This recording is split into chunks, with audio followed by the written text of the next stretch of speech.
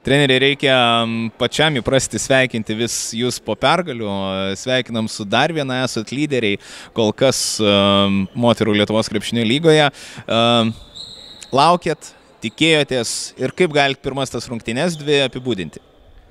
Tai, žinot, sunkiai dirbom pasiruošime ir tas pasiruošimas dabar duoda vaisius. Mes tikrai vertinom ir Aisčių komandą šiandieną, važiavom su tokiu jauduliuku, nes Aistės kiekvienais metais jos būna stipri komanda ir tikiu, kad jos čia neparodė tikrai nei pusę savo galimybių, jos sezonui žaidžiant įsibėgėjus tikrai žais daug geriau, turi gerą trenerį.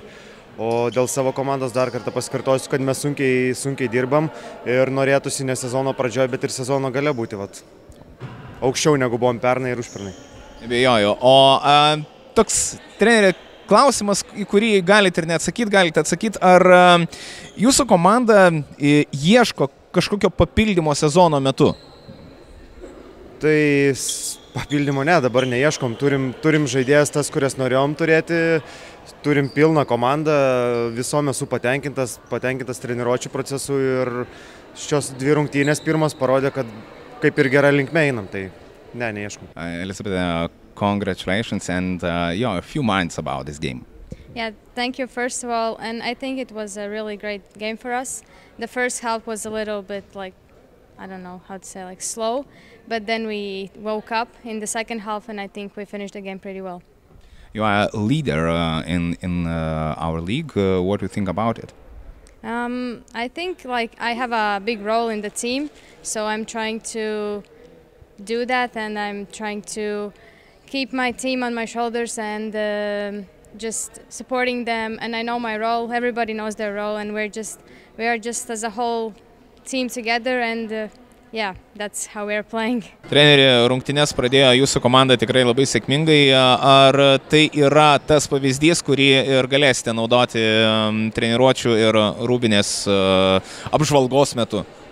Ir taip ir ne. Aišku, smagu, kad tas pirmas kėlinys ir sekėsi mums, bet ir buvo, negaliu pasakyti tos ugnelės, aš jokių priekaištų neturiu, gal buvo šiek tiek daugiau jėgų, tam tikri momentai mums pasisekė, tikrai to pirmo kažkiek galima pasidžiaugti ir mes tiesiog reziumuojant, kad mes turim daryti viską, kad mūsų tie kėliniai, jeigu mes pradžioje atrodome silpniau, kad sezono tarkim, kad tas pirmas, paskui atsirastų antras, trečias ir ketvirtas kėlinys, kada mes žaisim gerai, tai tiesiog yra procesas.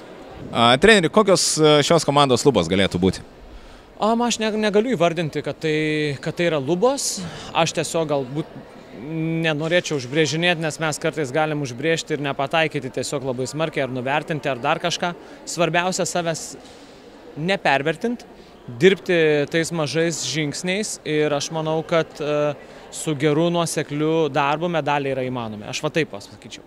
Karolina, kokie jausmai aplanko grįžtant į tą komandą, kuri tave ir padarė? Ta žaidėja, kokia esi dabar? Vien tik geri jausmai, aišku, komanda yra labai stipriai pasikeitusi, yra realiai tik viena žaidėja likusi, kuri žaidė dar su manim tuo metu, kai aš čia buvau.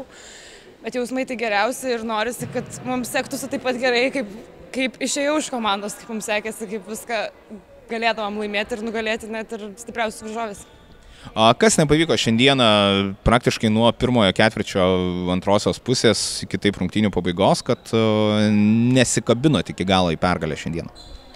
Manau, pirmos rungtynės jos visą laiką būna tokios chaotiškos, plus mūsų yra jauna komanda, mums dar reikia įsivažiuoti į ritmą, suprasti vieną kitą, žinoti, kaip gintis, komunikuoti, aišku, daugiau gynybo ir manau, kad kuo toliau, tuo bus geriau, bet pirmos rungtynės tikėsimės, kad kitos bus daug sėkmingesnės.